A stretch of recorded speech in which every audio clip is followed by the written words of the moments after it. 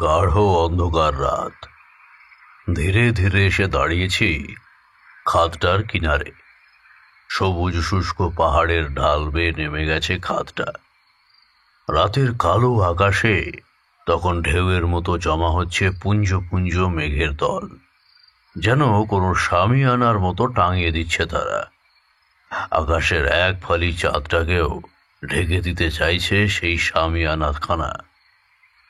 এমন সময় হঠাৎ যেন একটা অস্বস্তি অনুভব করলাম।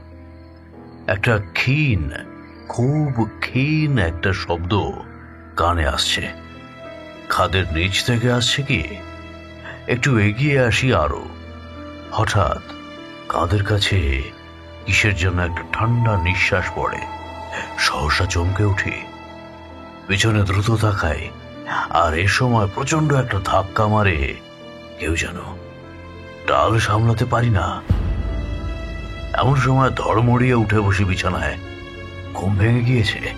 প্রচন্ড ঘামে বিছানাখানা ভিজে গেছে। তারপর বলা যাবে কোনো। আগে একখানা সিগারেট দাও তো বাবু। দাও, বলে উঠলেন তারানাথ।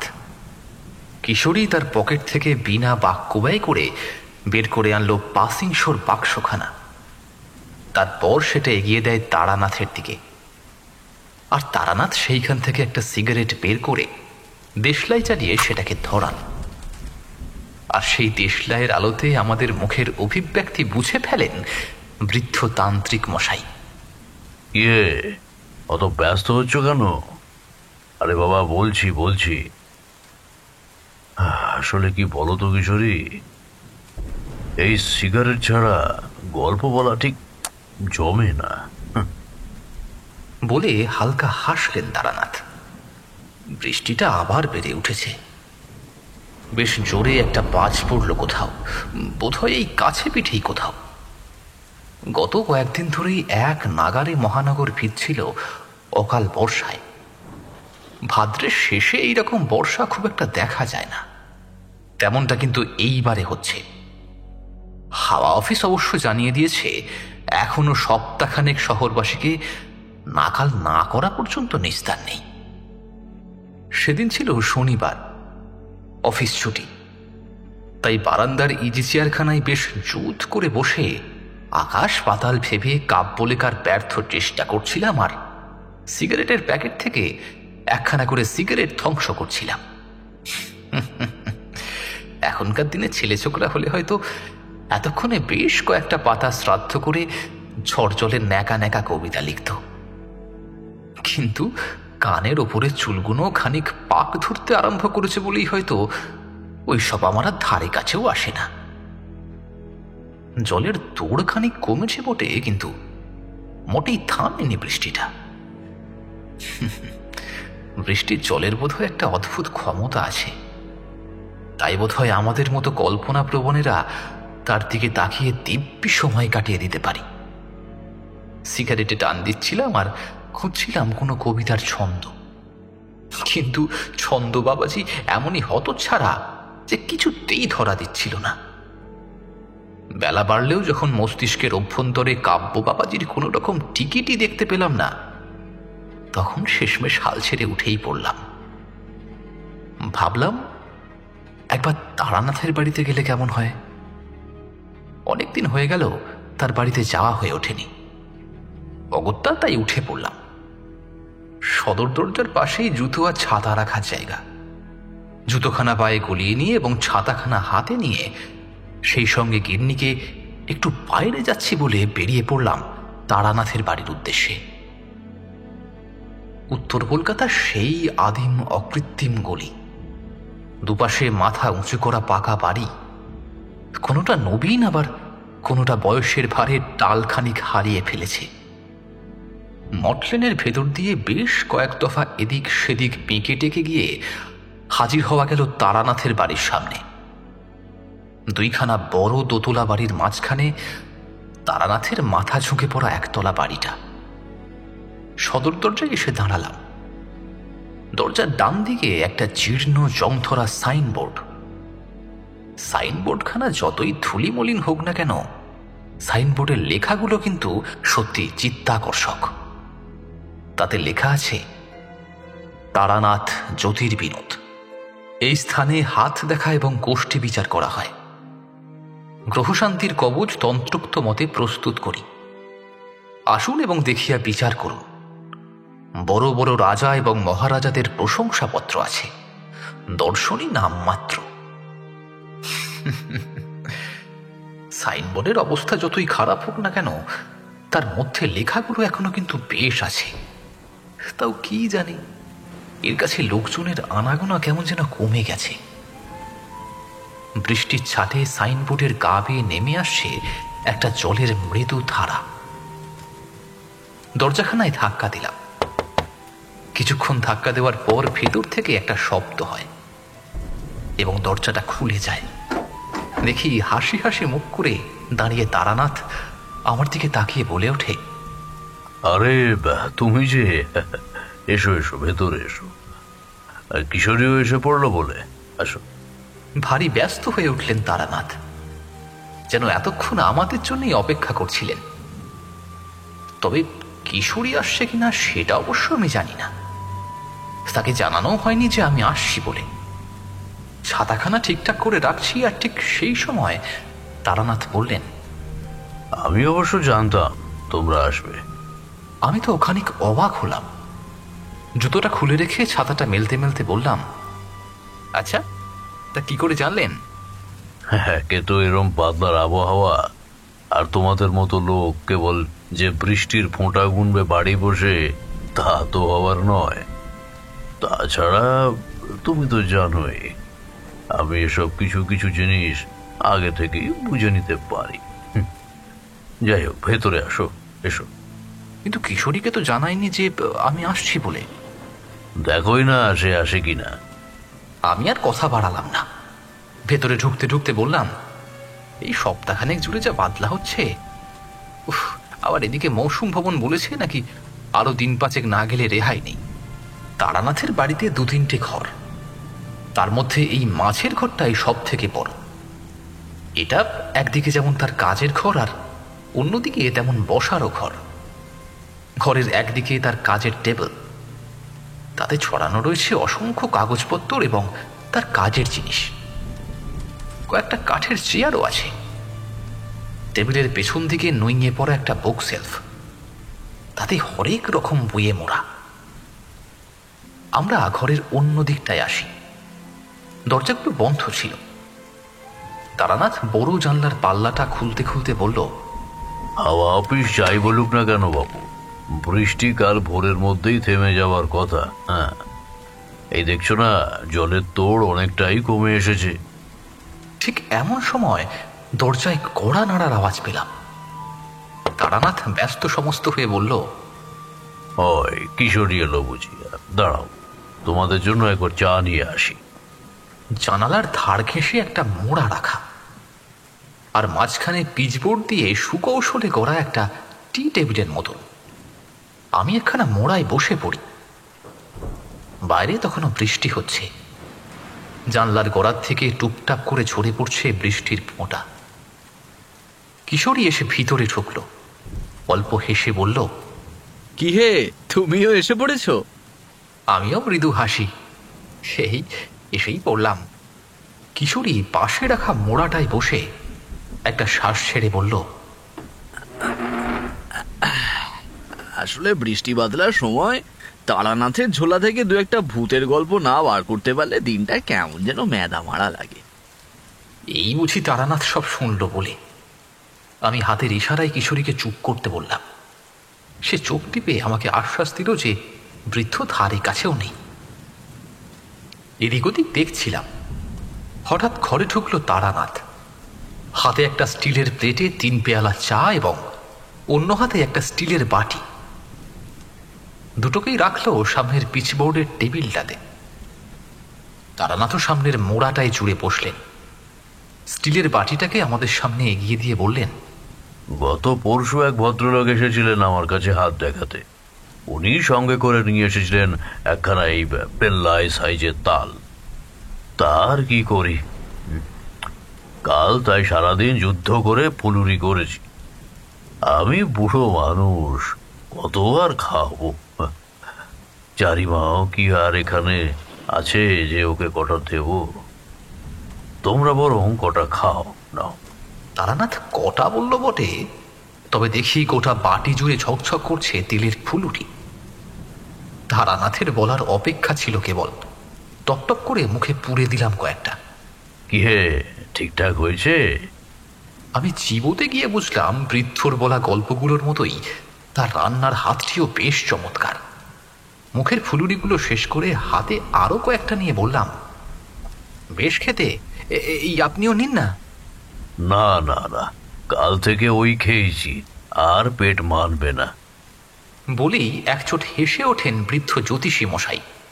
এক সময় পেট ভরে কত তাল খেয়েছি। শুধু কি পুরুরি, তালের ভাপা পিঠে, পুলি পিঠে, তারপর তোমার ওই তালের পায়েস, অনেকে আবার তালের ক্ষীরও বলে।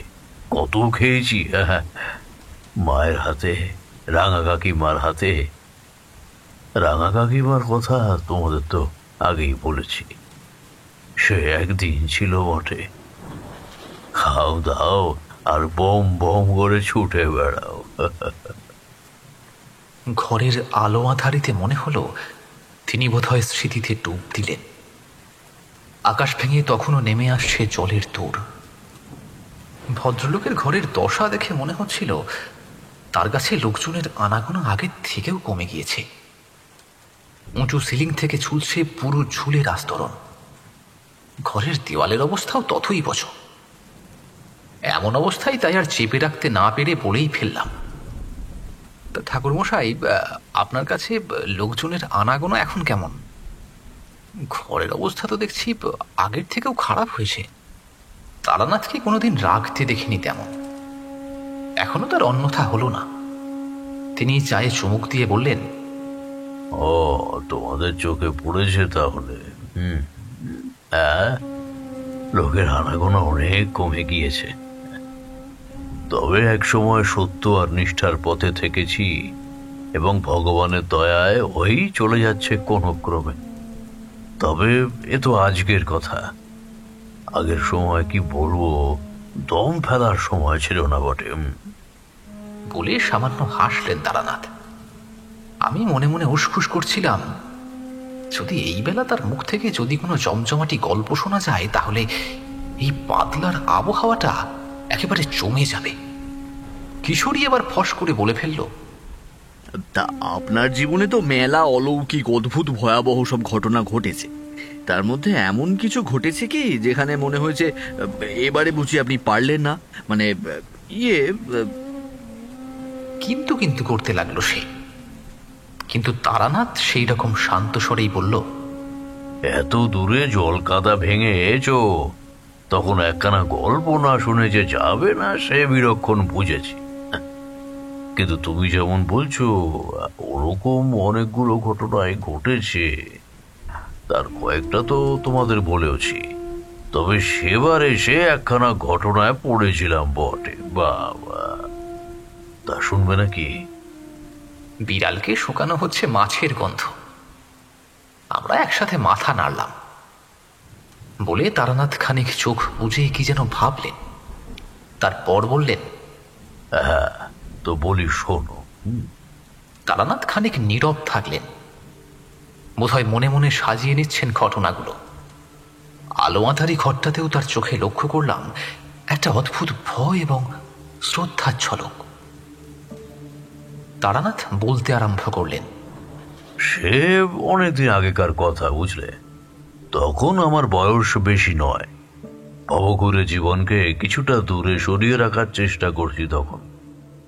বীরভূমের শ্মশানে মাতু পাগলি বলো কিংবা বরাকর নদীর তীরে মধুসুন্দরী দেবী আশীর্বাদ দিয়েছিলেন খুব নাম ডাক হবে জীবনের একটি পর্যায়ে এসে। হয়তো সেই সময় সেই পর্যায়ে উপনীত হয়েছিলাম। এদিক ওদিক থেকে ডাক আসতো পুজো আচ্ছা কিংবা যাগযজ্ঞ এর জন্য। অনেক সময় ডাক রাখতে পারতাম, অনেক সময় আবার ক্ষমা চেয়ে নিতাম ডাক রক্ষা করতে না পারার জন্য। তো সেবার এক শান্তি সস্তায়নের জন্য গিয়েছিলাম দুয়ারসিনী নামে একটা জায়গায়। দুয়ারসিনী জানো? দুয়ারসিনী হলো মানভূম প্রদেশ, মানে এখন যেখানে তোমরা পুরুলিয়া আর ঝাড়খণ্ডের সীমানা বলো, তারই এক বর্ধিষ্ণু গ্রাম। দলমা পাহাড়ের গা ঘেঁষে থাকা সে গ্রামের প্রাকৃতিক বৈচিত্র্য মন ভরিয়ে তোলে। গ্রামের বর্তমান জমিদার কালী রায়ের বাড়িতেই ছিল সেই যজ্ঞ। সমস্ত পুজো শেষ হওয়ার পর এলো ফেরার পালা। তবে বৃদ্ধ কালী রায় মহাশয় আমাকে একা যেতে দিলেন না, পাঠালেন তার নায়েব নিতাই ভট্টাচার্যকে আমার সাথে। আমাদের জন্য ঠিক করে দিলেন একটা গরুর গাড়ি। বেলা করে রওনা দিল আমাদের গরুর গাড়ি। গরুর গাড়ি ধীরে ধীরে দুয়ারসিনীর রাস্তা বেরিয়ে গিয়ে সীমানা বরাবর চলতে লাগলো। আর এ সময় আমার মধ্যে কিরকম একটা অস্বস্তি হতে লাগলো। মনে পড়ে গেল গত কয়েকদিন ধরেই রাত্রে দেখা সেই অদ্ভুত স্বপ্নটার কথা। একটা স্বপ্ন, জানোই তো, মানুষ স্বপ্নে যা দেখে তার পুরোটাই ঘুম ভাঙার পর আর মনে থাকে না।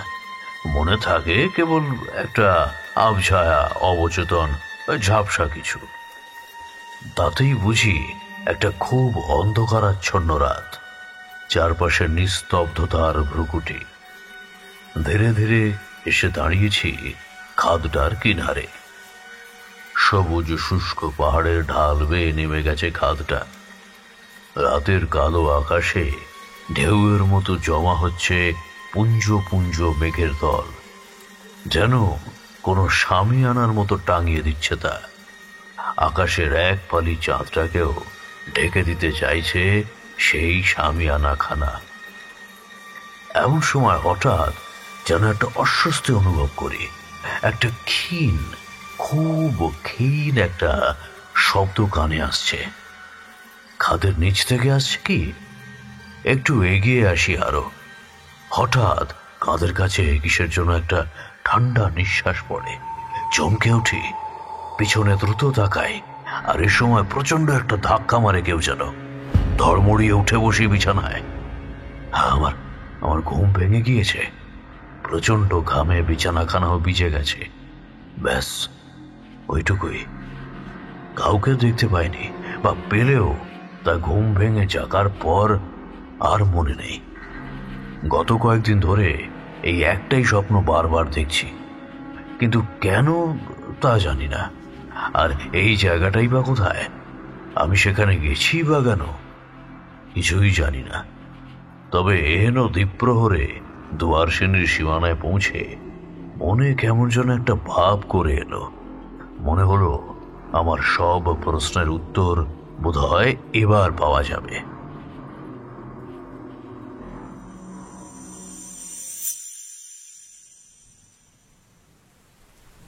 তারানাথ থামলেন। আমরা এতক্ষণ কান খাড়া করে বুঁদ হয়েছিলাম। তারানাথকে হঠাৎ থামতে দেখে অধৈর্য হয়ে বললাম, তারপর? তারানাথ হালকা হাসলেন। তারপর তো বলবো, কিন্তু তার আগে একটা সিগারেট দাও তো বাবু। কিশোরী কোনো বাক্য ব্যয় না করে সিগারেটের বাক্সটা তার দিকে এগিয়ে দিল। তারানাথ তা থেকে একটা সিগারেট বের করে তাতে আগুন ধরালেন। আমি উদ্গ্রীব হয়েছি ওর গল্পের বাকিটুকু শোনার জন্য। বাইরে হয়তো বৃষ্টির তেজ আরো বাড়ল মনে হয়। জানালা পেরিয়ে নিস্তব্ধ সেই বৃষ্টির ছাট ঘরে হানা দিল এইবার। তারানাথ সিগারেটে একটা লম্বা টান দিয়ে ধোঁয়ার কুণ্ডলি ছেড়ে বললেন, তো যা বলছিলাম শোনো তবে। আমরা আবার উদ্গ্রীব হয়ে উঠি। আমাদের গরুর গাড়ি যখন দুয়ারসিনীর দুয়ারে এসে থামলো, তখন বেলা গড়িয়েছে। আমার ফেরার পথ ধরতে হবে বাঁয়ে। আমি গরুর গাড়ি থামতে বললাম, তারপর নিচে নেমে পড়লাম। বাঁয়ের মুখ ঘোরাই, তারপর ডাইনে, তারপর সোজা। আমাকে নামতে দেখে গরুর গাড়ি থেকে নেমে এলেন নিমাই ভট্টাচার্য। বললেন, মানে কি হলো ঠাকুর মশাই, নেমে পড়লেন যে? আমি বললুম, নিমাইবাবু, সামনে কোন গ্রাম? আমি হাত দিয়ে সামনে নির্দেশ করি। ঠাকুর মশাই, ওই সামনে মানে অনতি দূরেই পলাশডিঙি গ্রাম। ছোট গ্রাম, তবে ওই অনেক লোকেরই বাস তাতে। সেদিন সেই অপরাহ্নে সামনের দিকে কিছুকাল তাকিয়ে থাকলাম। ওদিকের আকাশখানা কেমন যেন অদ্ভুত। এদিকের আকাশ যেদিকে রোদে ঝলমল করছে, ওদিকের আকাশ কেমন যেন ঘোলাটে। রোদ ঢেকেছে আলগা ধূসর মেঘে।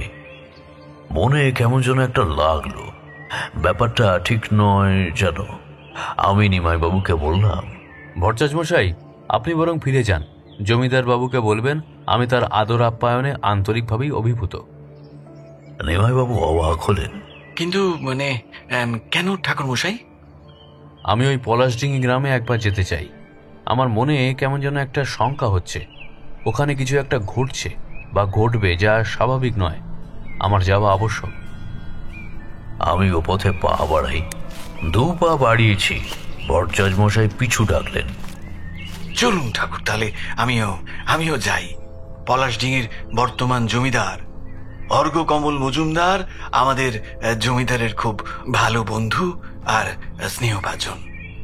আমারও পরিচিত তিনি। চলুন তবে। ভট্টাচ মশাই গাড়োয়ানটিকে সমস্ত কিছু বুঝিয়ে আমাদের পলাশডিঙি যাওয়ার ব্যাপারখানা বুঝে বিদায় করলেন। আমরা সামনের পথ ধরলাম। মোরাম বেছানো মেঠো পথ দিয়ে গ্রামের অভ্যন্তরে যেতে যেতে আমার সারা গায়ে কিরকম একটা অদ্ভুত অনুভূতি হতে লাগলো। না না, এ গ্রামের সবকিছু স্বাভাবিক নয়। কি যেন একটা ঘটেছে এ গ্রামে। আকাশপানে আবারও চোখ যায়, সেই একই রকম ধূসর আকাশ। চারিদিকে অদ্ভুত অস্বস্তি, যেন কোনো অশুভ কুয়াশার চাদর বিছিয়ে দিয়েছে কেউ পলাশডিঙির উপরে। আমি আর ভট্টাচ মশাই ধীরে ধীরে গ্রামে ঢুকতে থাকি। লোকজন বিশেষ তেমন কেউ চোখে পড়ল না। কোথায় গেল সব লোকজন? হ্যাঁ, মড়কের মতোই অদ্ভুত নিস্তব্ধতা বিরাজমান সর্বত্র। আমার মনে বাজতে থাকা সেই কুডাকখানা এবার যেন আস্তে আস্তে প্রকট হয়ে চলছে। কিছুটা এগিয়ে আবার কিছু লোকের দেখা পাওয়া গেল।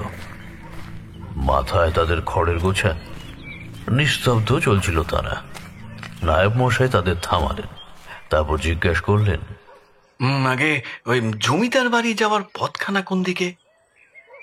লোকজন প্রথমটা একটু অবাকই হলো বটে। কিছুক্ষণ আমাদের মুখের পানে তাকিয়ে উত্তর দিল বটে, কিন্তু যখন আমরা তাদের পাশ কাটিয়ে সম্মুখে এগোবো, পিছু ডাকলো ওরা। বাবা ঠাকুর, আপনারা কিরা? এই গ্রামে আপনাদের তো আগে দেখিনি। নায়েব মশাই নিজের পরিচয় দিলেন, সাথে আমারও। লোকগুলো আমাদের পরিচয় পেয়ে ভারী খুশি হয়ে উঠল। বললে, আপনারা জমিদার বাড়িতে যাবেন, তা চলে আপনাদের দিয়ে আছে। ওরা আগে আগে আর আমিও নায়েব মশাই পিছনে। গ্রামে ঢোকার সময় কেমন একটা গন্ধ নাকে ঠেকছিল। এবারে সেটা আরো বেশি মাত্রায় পেলাম। এ গন্ধ আমি চিনি। এ গন্ধ ভালো নয়, অশুভের পেলেব মেশানো গন্ধ তা।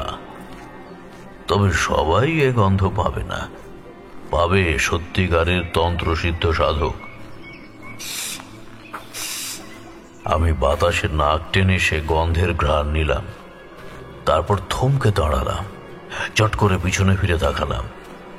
মনে হলো যেন কেউ আমাদের পিছে পিছেই আসছিল। আমাকে পিছন ঘুরতে দেখে সে অদৃশ্য হয়েছে। বুঝতে পারলাম, না, এ গ্রামে কোনো ভয়ানক কিছুর দৃষ্টি পড়েছে। আমাকে থমকে যেতে দেখেই নায়েব মশাইও দাঁড়ালেন। এগিয়ে এসে বললেন, কি হলো ঠাকুর? না না, কিছু নয়, চলুন। আমরা উপস্থিত হলাম জমিদার বাড়িতে। লোকগুলো আমাদের পৌঁছে দিয়ে চলে গেল। খবর পেয়ে জমিদার, নায়েব সবাই হাজির হলেন। পরিচয় পেয়ে খাতির করে ভেতরে নিয়ে গেলেন। তারপর আমাদের পা ধুইয়ে দেওয়া হলো। জমিদার মশাই বিনীতভাবে বললেন, আপনারা আমার অতিথি, কিছু খাবেন তো? সত্যি এতটা পথ আসার শ্রমে খিদে খানিক পেয়েছিল আমাদের। আমাদের মুখ দেখেই তা অনুমান করলেন জমিদার মশাই বোধহয়। তিনি একজনকে খাবার আনতে বললেন। সবই হচ্ছে বটে, কিন্তু সবারই চোখে মুখে একটা কালো ছায়া। সবাই ঠিক যেন প্রকৃত অর্থে খুশি নয়। কিসের যেন একটা ভয় তাদের তাড়া করে বেড়াচ্ছে যেন। দুজনের জন্য দুটো তামার রেকাবিতে প্রচুর পরিমাণে খাবার দাবার সাজিয়ে নিয়ে আসা হলো আমাদের সামনে। খাবার দেখে আমার তো চোখ কপালে। এদিকে জমিদার বাবু কি বলেন? গরিবের ঘরে আপনাদের জন্য এই সামান্যই ব্যবস্থা করতে পেরেছি মাত্র। এই যদি সামান্য হয়, তবে সামান্যর প্রকৃত অর্থটা কি আমার জানা নেই। আমি এত খেতে চাইলাম না। জমিদার বাবুকে বললাম, বৃদ্ধ নায়েব মশাইও তাই। একেবারে এত কিছু খাওয়া যায়? তাই আমাদের জন্য একখানি রেকাবি রেখে অন্যটি নিয়ে যাওয়া হলো। আমরা খেতে খেতে গল্প করতে লাগলাম। জমিদার মশাই কথা তো বলছিলেন, তবে মনে হয় কিছু যেন মনে মনে বলতে চাইছেন, আবার পরক্ষণে তা গোপন করতেও চাইছেন। আমাদের খাওয়া শেষ হয়ে এলো। জমিদার মশাই বিদায় গ্রহণ করতে চাইলেন। বললেন, আপনাদের আর কি কিছু লাগবে? যদি দয়া করে বলেন। আমি এবার সরাসরি বলেই ফেললাম, জমিদার বাবু, একটা কথা জিজ্ঞাসা করব, বলবেন? জমিদার মশাই বোধহয় প্রহর গুনলেন। আগে হ্যাঁ ঠাকুর মশাই, বলুন। আচ্ছা, আপনাদের গ্রামে কি কোনো বড়সড় ভয়ানক কিছু ঘটছে? যদি ঘটে থাকে দয়া করে বলুন আমাকে। আমি গ্রামে পা দেওয়া মাত্রই কিন্তু বুঝেছি এখানে সব স্বাভাবিক নয়। আমি তার মুখের দিকে চাই। নায়েব মশাইও বেশ অবাক হয়েছেন আমার কথা শুনে। জমিদার মশাইয়ের মুখ আরো আধার হয়ে আসে। নিজের অবাক ভাবখানা কাটিয়ে উঠে তিনি বলতে লাগলেন, কি আর বলবো ঠাকুর মশাই, গত মাস দুয়েকের মধ্যে আমাদের গ্রামে যে ভয়ানক ঘটনাগুলো ঘটেছে তা ভাবতে গেলেও এখনো গায়ে কাঁটা দিয়ে উঠছে আমার। আমি জানি না ঠাকুর মশাই, আপনি কি করে যে এই গ্রামে ঢোকা মাত্রই ওই ভয়ানক অশুভের ইঙ্গিত পেলেন। আপনি নিশ্চয়ই খুব বড় মাপের মানুষ, না হলে এই বিপদের দিনে আপনি আমাদের কাছে আসবেনই বা কেন? যাই হোক, ঘটনাটা আপনাদের বলার চেষ্টা করি। সেদিন ছিল শুক্রবার। কদিন পরেই কানু ঘোষালের ছোট মেয়ে মীরার বিয়ে। কানু ঘোষাল কলকাতায় ব্যবসা করে, চালের আড়ত। বেশ ধুমধাম করে তার মেয়ের বিয়ের আয়োজন চলছিল। কদিন ধরেই গ্রামে কেমন যেন একটা ভ্যাপসা আবহাওয়া ছেঁকে ধরেছিল।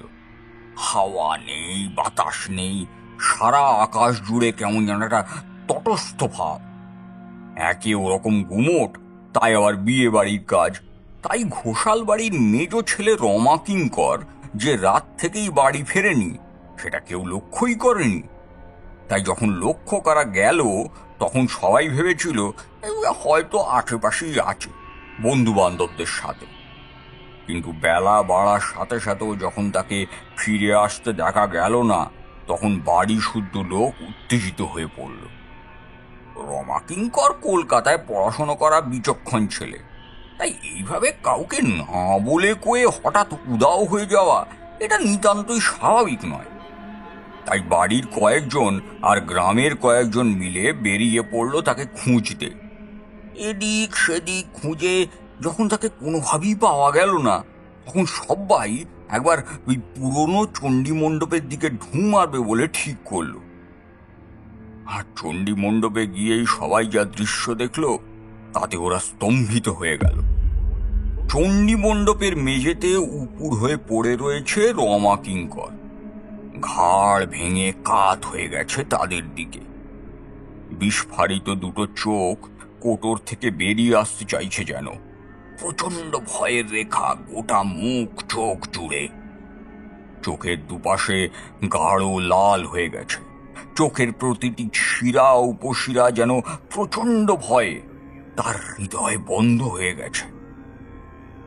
এরপরেও অবশ্য আরো কিছু দেখা বাকি ছিল। মেঝে ভিজে গেছে লাল রক্তে, পেটের কাছটা কেউ যেন খাবলে নিয়ে গেছে, রক্তের বন্যা বয়ে গেছে, যেন বেরিয়ে এসেছে নাড়ি ভুঁড়ি। এই দৃশ্য দেখার পর স্বাভাবিকভাবেই লোকজনের ভয়ে হাত পা প্রায় ঠান্ডা হয়ে আসার জোগাড়। আমার কাছেও খবর এলো, তা ঘটনাস্থলে গেলুম। সেই দৃশ্য দেখে বিশ্বাস করবে না ঠাকুর মশাই, গা শিউরে উঠল। কার এমন আক্রোশ থাকতে পারে রমা কিঙ্করের ওপর যে এমন দশা করবে কেউ? গ্রামের কেউ তো তাকে কোনোদিন কারোর সাথে ঝগড়াঝাঁটিতে জড়িয়ে পড়তে দেখেনি। তাহলে সন্দেহ হলো কোনো বুনো জন্তুর কাজ হয়তো, কিন্তু এরকম কাণ্ড যে ঘটাবে সেরকম হিংস্র জানোয়ার পলাশডিঙির লোকজন কোশমিনকালেও দেখেনি।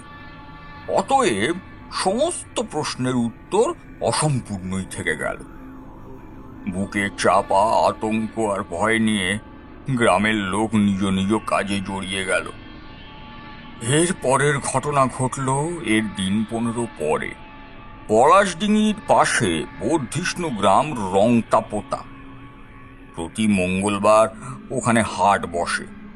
আমাদের গ্রাম থেকে অনেকেই ওই গ্রামে যায়, হাটে বেচা কেনা করে। যতীন নস্করও ছিল তাদের মধ্যে একজন। সে কাপড়ের কাজ করে।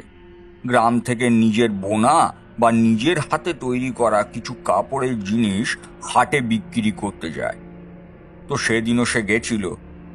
অন্যদিন তার ফিরতে বেশ একটু রাতই হয়ে যায়, কিন্তু সেদিন যখন রাত 9টা পেরিয়ে গেল, বাড়ি আসার কোনো নামগন্ধ পাওয়া যায় না, তখন পরিবারের লোকজন একটু অবাক এবং সন্ত্রস্ত হয়ে উঠল।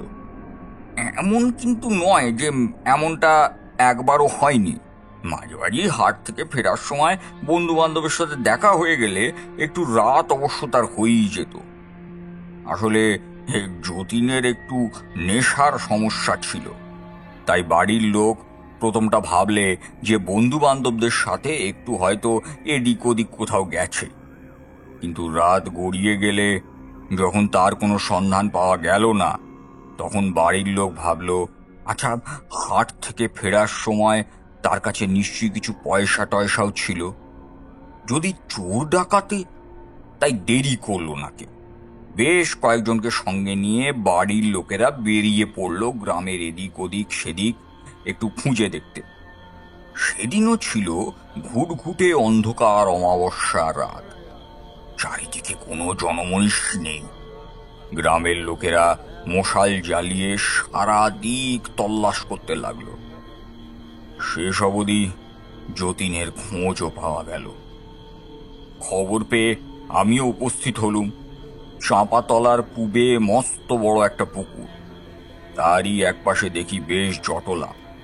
চাপা কথাবার্তা শুনি বুঝেছিলুম যে পরিস্থিতি কোনোভাবেই স্বাভাবিক নয়। আমি এগিয়ে আসতে বাকিরা পাশ কাটিয়ে জায়গা করে দিল। মশাল জ্বলছিল বটে, তবে অন্ধকারের ঝাপটা এসে তৈরি করছিল একটা আলো আঁধারি পরিবেশ। আর সেই আধো আলো আধো অন্ধকারে যা দেখলাম, তার জন্য আমি মোটেও প্রস্তুত ছিলাম না। মাটিতে উপুড় হয়ে পড়ে আছে যতীন, দু চোখ বিস্ফারিত, আতঙ্কিত। রগ থেকে ফুলে উঠেছে শিরা উপশিরা, আর আর পেটের মধ্যে থেকে কেউ খুবলে নিয়েছে মাংস। দেখা যাচ্ছে নাড়ি ভুঁড়ি, চারদিক লাল হয়ে গেছে গাঢ় রক্তে। সে দৃশ্য দেখার পর ঠাকুরমশাই আমার সারা গা গুলিয়ে উঠল। ওক শব্দ করেই সেখানে আমি বমি করে উঠল। পরদিন আলো ফুটলে পর যতীনের শেষকৃত্য সম্পন্ন হলো। কিন্তু এই ঘটনা গোটা গ্রামখানাকে একেবারে স্তব্ধ করে দিল। চাপা ভয় পেয়ে বসলো সবাইকে। কি এই মূর্তিমান বিভীষিকা যে হঠাৎ জেগে উঠেছে এই পলাশডিঙিতে? সে কি কোনো পশু নাকি অন্য কিছু, তা কারুর জানা নেই। জমিদার মশাই খানিক থামলেন, খানিক তাকিয়ে থাকলেন মেঝের দিকে। আমি বললাম, ওই 2টি ঘটনাই নাকি আরো? আপনি ঠিকই ধরেছেন ঠাকুর মশাই, 2টি নয়, এরপর ঠিক একইভাবে আরো 2টি নারকীয় মৃত্যু ঘটেছে। ঠিক একই দৃশ্য, সেই একই ভয়াবহতা। জমিদার মশাই হাঁপ ছাড়লেন, কাঁপা কণ্ঠে বললেন, গ্রামের মানুষদের ভয়ে প্রায় পাগল পাগল অবস্থা। সন্ধ্যে নামলে গোটা গ্রামে ভয় করে শ্মশানের নিস্তব্ধতা। যে যার ভিটে দৌড় বন্ধ করে প্রতীক্ষা করে ভোরের। জমিদার মশাই চুপ করলেন। আমিও খানিকক্ষণ নীরবে বসে রইলাম। বুঝতে পারলাম কেন গ্রামে ঢোকা মাত্রই আমার এমন অনুভূতি দেখা দিয়েছিল। তোমরা তো জানোই আসল কথাটা। মধুসুন্দরী দেবীর কৃপায় আমি এরকম কিছু কিছু জিনিস আগে থেকে অনুভব করতে পারি। তিনি আমার মাথায় আশীর্বাদ করে এমন কিছু বিশেষ ক্ষমতা দিয়েছিলেন। তিনি বলেছিলেন, আমার সব ক্ষমতাই আস্তে আস্তে সব তোর হয়ে যাবে, শুধু এই ক্ষমতাগুলোকে ভালো কাজে ব্যবহার করার চেষ্টা করিস। আর মনে রাখিস, মানুষের ভালো করাই মানুষের পরম ধর্ম, তার থেকে বেশি কিচ্ছু নয়। আচ্ছা ঠাকুরমশাই, আপনার কি মনে হয় এই সবই স্বাভাবিক? জমিদার মশাই আমার দিকে ফিরে প্রশ্ন করলেন। আমার মস্তিষ্কে তখন অজস্র প্রশ্ন আঁকিবুকি কাটছিল। জমিদার মশাই এর কথা শুনে আমি বললাম, যা শুনলাম তাতে মনে হয় এ জিনিস স্বাভাবিক নয়, লুকিয়ে আছে অন্য কোনো ভয়ঙ্কর কিছু। সেটা যে কি তা আমি এই মুহূর্তে ধরতে পারছি না জমিদার মশাই। আচ্ছা জমিদার মশাই, এই ঘটনার পরে কোনো পুজো আচ্ছা বা যাগযজ্ঞ করার আয়োজন করা হয়নি? অবশ্যই হয়েছিল ঠাকুরমশাই। আমাদের কুলপুরোহিত, মানে আমাদের গ্রামের সব থেকে বড় পুরোহিত কুলদা মশাই আয়োজন করেছিলেন এক বিরাট বড় যজ্ঞে। বেশ চলছিল যজ্ঞখানা, কিন্তু হঠাৎ করে সারা আকাশ জুড়ে কেমন যেন একটা মেঘ করে উঠল, আর বিনা মেঘে বজ্রপাতের মতো আকাশ থেকে নেমে এলো প্রবল ঝড় আর তুমুল বৃষ্টি। সেই বৃষ্টিতে যজ্ঞের আগুনও নিভে গেল। আর কি? কুলদা মশাই ভয়ে ভয়ে কেবল বলেছিলেন, এক ভয়ঙ্কর শক্তি, একে হারানোর মতো ক্ষমতা আমার নেই। আমি কিছুক্ষণ চুপ করে রইলাম। তারপরে জমিদার মশাইকে বললাম, আচ্ছা জমিদার মশাই, আমি যদি কটা দিন এখানে থাকি আপনার কোনো অসুবিধা হবে না তো? আমি এর শেষ দেখতে চাই। জমিদার মশাইয়ের চোখ জোড়া উজ্জ্বল হয়ে উঠল। বললেন, এ তো আমার পরম সৌভাগ্য। আপনার মতো একজন সিদ্ধ পুরুষ এখানে থাকলে আমরা একটু বল পাই। আমি আপনার থাকার ব্যবস্থা করি। আমি মনে মনে চিন্তা করলাম, এ কোনো ছোটখাটো তান্ত্রিক ক্রিয়া নয়, কোনো বড় সড়ো তান্ত্রিক ক্রিয়া এই গ্রামের উপরে হয়েছে, এবং তারই ফলস্বরূপ কোন অশুভ এক মারণ শক্তি জেগে উঠেছে গ্রামের অন্তরে, আর তা আস্তে আস্তে এই গোটা গ্রামকে আচ্ছন্ন করে তুলছে, যার শেষ করতে না পারলে হয়তো গোটা গ্রামটাই উজাড় হয়ে যাবে সেই মারণ শক্তির হাতে। ভট্টাচ মশাই বিদায় নিলেন। আমি রয়ে গেলাম জমিদার মশাইয়ের কাছে। তিনি অতিথিশালায় আমার জন্য একটি ঘর খুলে দিলেন এবং আমার যথাসম্ভব আদর আপ্যায়ন করতে ব্যস্ত হয়ে উঠলেন। রাতের বেলাতেও খাবার দাবারের বিরাট আয়োজন করলেন জমিদার মশাই। নানা রকম উপাদেয় পদ সমেত বেশ অনেক প্রকার মিষ্টি। অত খাবার দেখেই আমার পেট যেন ভরে গিয়েছিল। তাও কোনো ক্রমে কিছুটা উদারস্ত করে আমি ঘরেতে শুতে গেলাম। জমিদার মশাই বললেন, কোনো কিছু লাগলে ঠাকুর মশাই আপনি ডাকতে দ্বিধাবোধ করবেন না কিন্তু। হ্যাঁ, জমিদার বাবুর এমন আতিথেয়তায় আমি আগেই উৎফুল্ল হয়েছিলাম, তাই বললাম, না না, কোনো কিছু লাগবে না। আর মনে মনে ভাবলাম, কাল ভোরের আলো ফুটলেই একবার সারা গ্রামটা ভালো করে পর্যবেক্ষণ করতে হবে। এই গ্রামের কোথাও এর রহস্য লুকিয়ে আছে। পারলে একবার পুরোহিত মশাইয়ের সঙ্গেও কথা বলা দরকার। ঘরে যেন একটা কেমন গুমোট ভাব লাগছিল, তাই উত্তরে জানালাটা খুলে দিলাম হাট করে। তারপর শুয়ে পড়লাম। শোয়া মাত্রই ঘুমে চোখ জুড়িয়ে এলো। মাঝরাতে আবার সেই স্বপ্নটা ফিরে এলো আমার স্বপ্নে। সেই একরকম ভাবে আমি উপস্থিত হয়েছি কোনো এক খাদের কিনারায়, আর কোনো এক জোর ধাক্কায় আমি প্রায় খাদে পড়ে যাচ্ছি। এমন সময় হঠাৎই ঘুমটা ভেঙে গেল। জেগে উঠে দেখি সারা বিছানা আগের মতোই একভাবে ঘামে ভিজে গিয়েছে। আমার কপালে এবং ঘাড়ে জড়ো হয়েছে বিন্দু বিন্দু ঘাম। এমন সময় কি কারণে যেন উত্তরের ওই খোলা জানালার দিকে চোখ গেল, আর এমন সময় দেখি একজোড়া লাল চোখ যেন আমাকে দেখা মাত্র সেখান থেকে অদৃশ্য হয়ে গেল। আমি তড়িঘড়ি ওই জানালার দিকে এগিয়ে গেলাম। জানালা দিয়ে মুখ বাড়িয়ে চারপাশটা একবার ভালো করে জরিপ করে নিলাম। আগের মতোই আঁধার চারিদিকে, চারিদিকে ঘুটঘুটে অন্ধকার আর নিস্তব্ধতা। আমি বোঝার চেষ্টা করলাম ওই চোখ জোড়া আদৌ কি ছিল। তবে কি ওই অশুভ শক্তি আমার উপর নজর রাখছে? মনে উপস্থিত হচ্ছিল একাধিক প্রশ্ন, যার উত্তর মেলানো এখনো অবধি সম্ভব নয় আমার পক্ষে।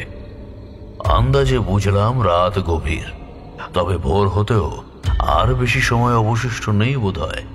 তাই বিছানায় বসে এক নির্দিষ্টে আমি ধ্যানে মগ্ন হলাম। পথ খুঁজতে লাগলাম এবং মনে মনে স্মরণ করলাম মধুর সুন্দরী দেবীকে। একসময় আমার সূক্ষ্ম ইন্দ্রিয়গুলো যেন সজাগ হয়ে উঠল। মনে হলো এই ঘরের মধ্যে উপস্থিত হয়েছেন আমার আরাধ্যা। তিনি আমাকে যেন বলছেন, তারানাথ, তুই মানুষের জন্যই এসেছিস। মানুষের কথা ভাব। মনে রাখিস, তোর সঙ্গে আমি সারাক্ষণ রয়েছি, তাই তোর বিপদ অত সহজে আসতে পারবে না। এই গ্রামে যে অশুভ শক্তি প্রস্তুত হয়েছে তা কোনো নেহাত ছোটখাটো কিছু নয়। এখানে রয়েছে এক ভয়ঙ্কর অপশক্তি, তাকে কাছ থেকে মোকাবিলা করতে হবে। মনে রাখিস, অশুভ বিনাশ করার জন্য শুভের উদয় হবেই, আর সেই শুভর খোঁজ তোকে করতে হবে। এই গ্রামেই রয়েছে তার ধ্বংসের চাবিকাঠি, তোকে কেবল খুঁজে নিতে হবে। আমি অস্ফুটে উচ্চারণ করলাম, দেবী, আমাকে পথ বলে দিন। আবার সেই চেনা কণ্ঠস্বরের শব্দ ভেসে এলো, পাবি পাবি, তিনি তোকে পথ বলে দেবেন। আস্তে আস্তে কণ্ঠস্বরটা মিলিয়ে এলো। বুঝলাম আমার ইন্দ্রিয়গুলো আবার অসাড় হয়ে পড়ছে। আমি যেন নিস্তেজ হয়ে পড়ছি, যেন জ্ঞান হারাতে চলেছি।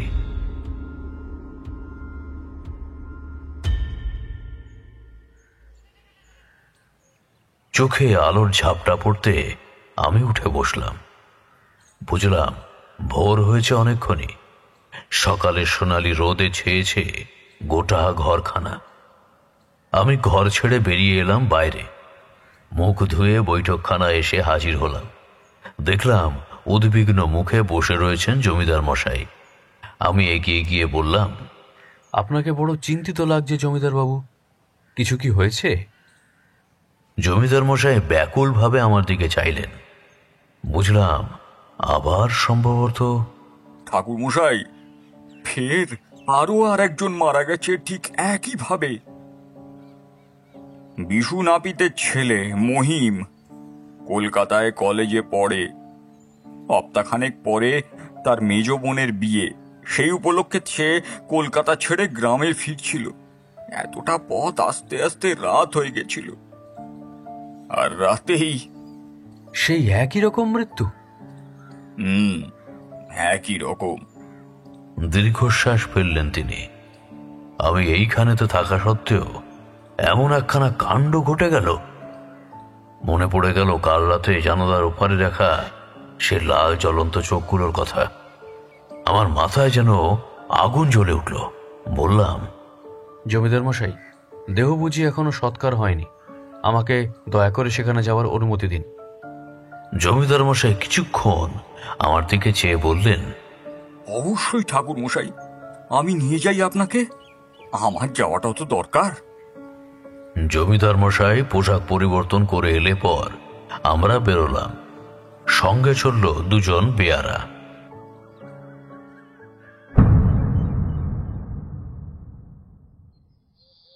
আমরা উপস্থিত হলাম বিশুর বাড়িতে। শোকাচ্ছন্ন বাড়ি, চতুর্দিকে কান্নার রোল, একটা থমথমে গুমোট পরিবেশ। বিশু নাপিত জমিদার মশাইকে রেখে তার দিকে এগিয়ে এলেন এবং জমিদারের পায়ের কোলে পড়ে তিনি কাঁদতে লাগলেন। জমিদার মশাই তাকে উঠিয়ে বুকে জড়িয়ে ধরলেন। বুঝতে পারলাম মহিমের মৃত্যু জমিদার মশাইকেও দারুণভাবে স্পর্শ করেছে। আমি পায়ে পায়ে এগিয়ে গেলাম মহিমের মৃতদেহের দিকে। একটা যেমন তেমন কাঠের খাটের উপর সাদা চাদর মোড়া তার দেহ। পাশেই একজন মহিলা সাদা ফ্যাকাশে মুখে তার দিকেই তাকিয়েছিলেন। বুঝতে অসুবিধা হলো না ইনি মহিমের মা। মহিমের চোখ দুটো বন্ধ, নাকে গোঁজা তুলসী পাতা। সাদা চাদরের ভেতর থেকে তার কয়েকটা আঙুল বাইরে বেরিয়ে এসেছিল। কি ভেবে আমি তার আঙুলগুলো অল্প জড়িয়ে ধরলাম, আর পরক্ষণেই একটা অদ্ভুত অনুভূতি আমাকে হঠাৎ জড়িয়ে ধরল। আমার মাথার স্নায়ুগুলোতে যেন এক কিসের ঝটকা লাগলো। বুঝতে পারলাম না যে আমি যা ভাবছি তাই। এক ভয়ঙ্কর অপশক্তি এই গ্রামখানাকে গ্রাস করেছে এবং সেই কোনো এক কৌশলে এই মৃত্যুগুলো ঘটিয়ে চলেছে। যার এক ভুক্তভোগী সেই মহিম। কেমন যেন একটা মনে হলো এই অপকর্ম যে করেছে তার স্রষ্টা বুঝি এইখানেই উপস্থিত রয়েছে। আমি দ্রুত মুখ ঘুরিয়ে চারিদিকটা একবার পর্যবেক্ষণ করে নিলাম। তেমন কিছু বুঝতে পারলাম না ঠিকই। এমন সময় উঠোনে যে জটলা ছিল তার মধ্যে থেকে দুটো লাল জ্বলন্ত চোখ আমাকে দেখতে পেয়ে হঠাৎ দ্রুত সরে গেল। আমি উঠে দাঁড়িয়ে তাদের দিকে দৃঢ় দৃষ্টি নিক্ষেপ করলাম। না, সেই চোখ দুটোকে আর দেখা গেল না। এমন শোকস্তব্ধ মানুষগুলোকে কোনো ক্রমে সান্ত্বনা দিয়ে নিরস্ত করে বাইরে বেরিয়ে এলুম। জমিদার মশাই, আমার মনে হচ্ছে এ এক ভয়ঙ্কর অপশক্তি যা আস্তে আস্তে গোটা গ্রামটাকে দখল করে নিচ্ছে। তার হাতেই মারা পড়ছে গ্রামের এই নিরীহ মানুষজনগুলো। তাকে দ্রুত ঠেকাতে না পারলে তার করাল গ্রাসে মারা পড়বে আরো অনেকে। এখন কি করণীয় ঠাকুর মশাই? কয়েকটা প্রশ্নের উত্তর এখনো মিলছে না জমিদার মশাই। সেটা জানতে পারলেই এর প্রতিকার হয়তো করা সম্ভব। তার জন্য আমাকে একবার আপনাদের পুরোহিত মশাইয়ের সাথে দেখা করা দরকার। আপনি বলেছিলেন না তিনি একটি যজ্ঞের আয়োজন করছিলেন? আগে চলুন আপনাকে তার কাছে নিয়ে যাই। ওনার বাড়ির সামনেই, তবে এখন বুঝি তিনি শিব মন্দিরে থাকবেন। হ্যাঁ, মন্দির হয়েই যাওয়া যাক। নরম মাটি মারিয়ে আমি আর জমিদার মশাই মন্দির পানে চলতে লাগলাম। চলতে চলতে ভাবলাম প্রত্যেকটা মৃত্যুর মধ্যেই কেমন যেন একটা সম্পর্ক রয়েছে, আর সেই সম্পর্ক জানতে পারলে বুঝি একটা প্রতিকার মেলা সম্ভব। তবে তা কি এখন অবধি ধরতে পারছি না। পায়ে পায়ে উপস্থিত হলাম শিব মন্দিরের কাছে। দূর থেকে দেখতে পেলাম বৃদ্ধ পুরোহিত মশাই মন্দিরের প্রাঙ্গণ পেরিয়ে আমাদের দিকে এগিয়ে আসছিলেন। বুঝি তিনি বাড়ির দিকেই যাচ্ছিলেন। আগে জমিদার মশাই যে, কি সৌভাগ্য আমার। জমিদার মশাই ওই রাস্তাতেই তাকে প্রণাম করলেন। বুঝতে পারলাম জমিদারের অত্যন্ত শ্রদ্ধার পাত্র এই পুরোহিত মশাই। আমিও তাঁকে প্রণাম সারলাম। পুরোহিত মশাই অল্প কিছুক্ষণ আমার দিকে তাকিয়ে থাকলেন, তারপর জিজ্ঞাসা করলেন, তুমি কে বাবা? তোমার চোখ থেকে তো মনে হচ্ছে তুমি কোনো সাধারণ কেউ নয়। তোমার পরিচয়টা কি? আমি হাসলাম, বললাম, আমি একজন সাধারণ ব্রাহ্মণ মাত্র। এই গ্রামে ঢুকে এই গ্রামের এমন দুর্বিষহ অবস্থার কথা জমিদারবাবুর মুখে শুনে রয়ে গেছি। পুরোহিত মশাই গভীরভাবে দীর্ঘশ্বাস ছাড়লেন। আর কি বলি বাবা, গত কয়েক মাসেই যেন গ্রামটা একেবারে শ্মশান হয়ে গিয়েছে। একের পর এক মৃত্যু আর মৃত্যু, তাও এমন ভয়ঙ্কর ভাবে। পুরোহিত মশাই, আমার একটি কথা জানার ছিল। জমিদারবাবুর মুখে শুনলাম আপনি নাকি একটি যজ্ঞের আয়োজন করেছিলেন, কিন্তু কোনোভাবে বৃষ্টি দিয়ে নাকি সেই যজ্ঞ বন্ধ হয়ে গিয়েছিল। আসলে ঠিক কি হয়েছিল একবার বলুন তো পুরোহিত মশাই। বিগত 2-3টে মৃত্যু ঘটার পর মনে হয়েছিল এই মৃত্যুগুলো যেন স্বাভাবিক নয়, কোনো এক ভয়ঙ্কর অপচ্ছায়া প্রবেশ করেছে এই গ্রামে। তাই সেই অশুভ ছায়াকে কাটানোর জন্য একটা যজ্ঞের আয়োজন করেছিলাম, কিন্তু যজ্ঞ বেশ দিব্যেই ঘটছিল। হঠাৎই এক মারাত্মক ব্যাপার ঘটল। বিনা মেঘে বজ্রপাতের মতন সারা আকাশ বাতাস কাঁপিয়ে ঝড় উঠল। আর সেই ঝড় যে কি ব্যাপক আমি বলতে পারবো না। সমস্ত সামিয়ানা উল্টে পাল্টে নামলো প্রবল বৃষ্টি, নিভে গেল যজ্ঞের আগুন। আর ঠিক সেই সময় আকাশ পাতাল কাঁপিয়ে এক কণ্ঠস্বর আমার কানে প্রবেশ করলো। বাকিরা কেউ শুনেছিল কিনা জানি না, যেন সেই শব্দ এক পাতালপুরি থেকে ভেসে এলো। ধ্বংস হবে, এ গোটা গ্রাম ধ্বংস হবে।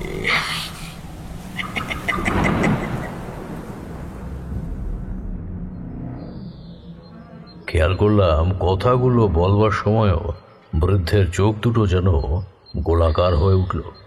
সারা শরীর যেন কোনো অজানা ভয় কেঁপে উঠতে লাগলো। এমন সময় মাথায় আমার সেই সম্পর্কটা উদয় হলো। আমি হঠাৎই যেন কোনো একটা দিশা খুঁজে পেলাম। বললাম, আচ্ছা, আপনি বলেছেন কানু ঘোষালের বাড়িতে বিয়ের আয়োজন চলছিল এবং মহিম বোনের বিবাহের কারণে এখানে উপস্থিত হয়েছিল। আচ্ছা, একটু বলুন তো, যতীন নস্করের বাড়িতেও কি আগামীতে বিয়ের কোনো প্রস্তুতি ছিল? জমিদার মশাই খানিকক্ষণ স্থির দৃষ্টিতে মাটির দিকে চেয়ে থাকলেন, তারপর চমকে উঠে বললেন, আগে হ্যাঁ, ছিল ছিল, তার ভাগ্নির বিবাহ ছিল কিছুদিন পরেই। আমি এতক্ষণে ধুয়ে ধুয়ে চার করতে পারছিলাম।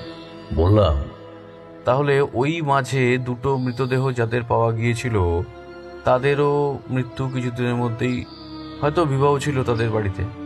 পুরোহিত মশাই এবার নীরবতা ছেড়ে মুখ খুললেন। তাদের মধ্যে একজনকে তো আমি বিলক্ষণ ভালো চিনি। নিশিকান্তের বাড়িতেও তো কিছুদিন পরেই ছিল একটা বিবাহের আয়োজন। তার বড় ছেলে শশীকান্তের বিয়ে ছিল, কিন্তু বাপের অপমৃত্যুতে সমস্তটা কিছুই ভেস্তে গেল। বুঝতে পারলাম তাহলে প্রত্যেকটি মৃত্যুর সঙ্গে কোনোভাবে আসন্ন বিবাহের যোগ স্পষ্ট। হত্যাকারী দেখে দেখে সেই বাড়িগুলোকেই চিহ্নিত করেছে যাদের বাড়িতে আগামীতে কোনো বিবাহ উপস্থিত হবে। আমি সচকিত হয়ে উঠলাম। জমিদার মশাইকে বললাম, জমিদার বাবু, আপনি যত দ্রুত সম্ভব গ্রামে এই খবরটি প্রচার করে দিন, যাতে আগামীতে তাদের পুত্র বা কন্যার কোনো বিবাহ না দেওয়ার ব্যবস্থা করেন, যেন কিছুদিন পিছিয়ে দেন। আমি তার মধ্যে কোনো না কোনোভাবে এর সমাধান খোঁজার চেষ্টা করছি। জমিদার মশাই মাথা নেড়ে সায় দিলেন। বললেন, সে আমি অবশ্যই করছি, কিন্তু ঠাকুরমশাই, আপনি কি সত্যি সমাধানের পথ খুঁজে পেয়েছেন? আমি শূন্য দৃষ্টিতে সামনের পানে তাকিয়ে রইলাম, যেন এক ধুলোর কুণ্ডলী হঠাৎই দেখা দিয়ে অদৃশ্য হয়ে গেল। পুরোহিত মশাই আমার দিকে কি একখানা দৃষ্টি নিয়ে তাকিয়ে থাকলেন, তারপর আমার মাথায় হাত রেখে বললেন, সফল হও তুমি বাবা। আমি মৃদু হাসলাম। জমিদার মশাই, আপনি বাড়ির দিকে রওনা দিন।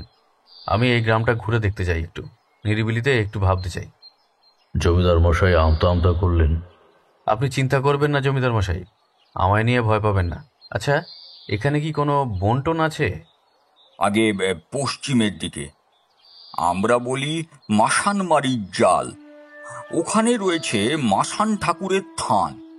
সেখান থেকেই ওই নাম আর কি। লোকে ওদিক পানে গরু ছাগল চড়াতে যায়। আচ্ছা, ধন্যবাদ জমিদার মশাই। মনটা উতলা হয়ে উঠছিল। মনে হচ্ছিল যেন এই রহস্যের কোনো একটা সমাধান ওই বনেতেই পাওয়া সম্ভব। জমিদার মশাই এবং পুরোহিত ঠাকুরকে নমস্কার করে আমি পশ্চিম পানে হাঁটা দিলাম। তবে হাঁটতে হাঁটতে কেবলই মনে হলো যেন আর একজন কেউ আমার পিছু নিয়েছে, নজর রাখছে আমার উপর। চমকে উঠে পিছন ফিরে তাকিয়েছি, কিন্তু কেউ নেই। গোটা রাস্তায় ফাঁকা। বুঝলাম সেই অপশক্তি আমার পিছু নিয়েছে। আমি মৃদু হাসলাম। যত বড়ই অপদেবতা তুমি হও না কেন, তোমার বিনাশ হবে। পায়ে পায়ে উপস্থিত হলাম পশ্চিম দিকে জমিদারের বলা মাসান মারির জঙ্গলের কাছে। জঙ্গলটা বাইরে থেকে দেখে খুব একটা এত গভীর বলে মনে হলো না। আমি চারপাশটা একবার ভালোভাবে দেখে নিলাম। একটা কিছু যে আমার পিছন পিছন এখানে উপস্থিত হয়েছে সেই বিষয়ে আমার সন্দেহ নেই। ধীরে ধীরে জঙ্গলের ভিতর দিকে এগোতে লাগলাম। মন বলছে এখানে আমি কোনো সমাধান পেলেও পেতে পারি।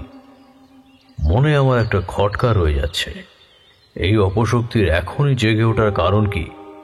সে কি নিজে থেকেই জেগে উঠেছে, নাকি কেউ তাকে জাগিয়ে তুলেছে? আর সেই ব্যক্তি কি এই গ্রামের, নাকি অন্য কোথাও বাস করে সে? যাই হোক, পায়ে পায়ে কিছুটা এগিয়ে যেতেই একটা বেশ ফাঁকা মতো জায়গা পেলাম। চারপাশটা এখানে কিছুটা পরিষ্কার করা, সম্ভবত এদিক মানে লোকের আনাগোনা আছে। একটা বিশাল পুরনো শেওড়া গাছের নিচে খড়ের ছাউনি দেওয়া একটা মন্দিরের মতো নজর এলো।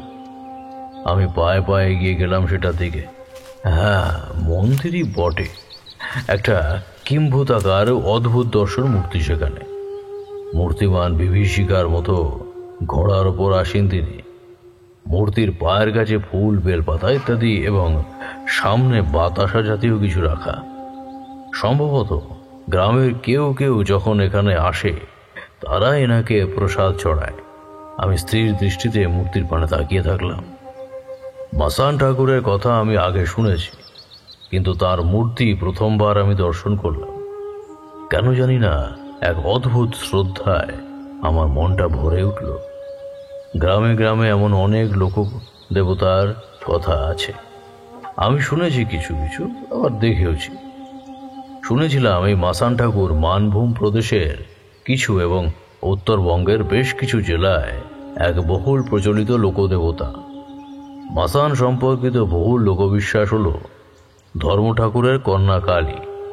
এই কালীর 18 সন্তানের মধ্যে জ্যেষ্ঠ সন্তান হল মাসান।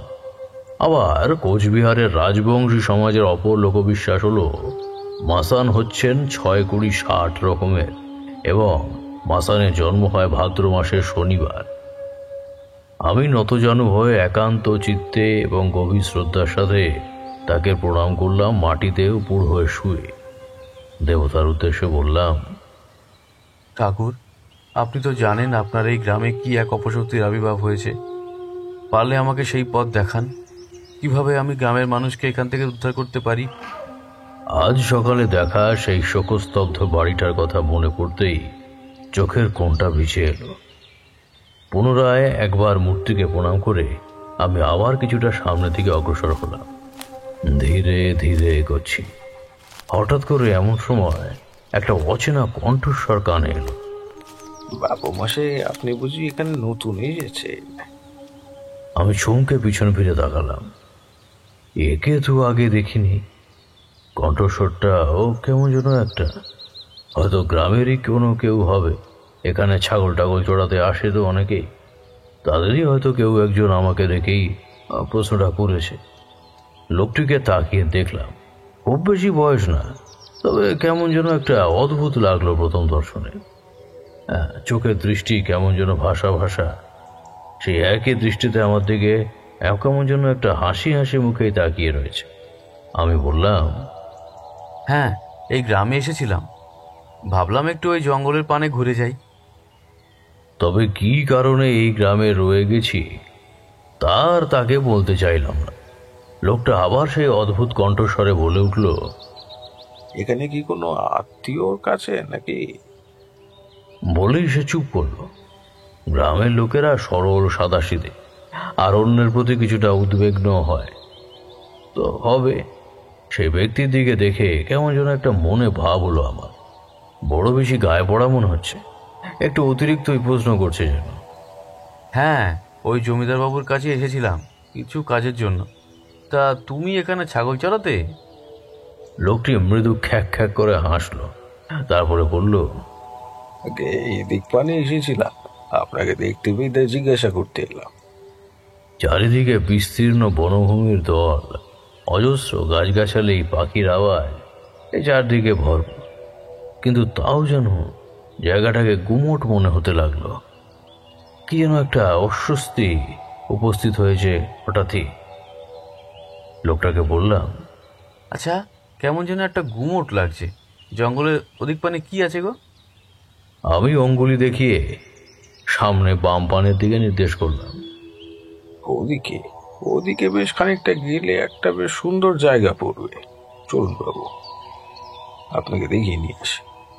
আমি না বলতেই যাচ্ছিলাম, কিন্তু বললাম না। ওদিকে এগোতে লাগলাম। অচেনা লোকটি আমার আগে আগে এগোতে লাগলো। আমি বললাম, তা তোমার নামটা কি?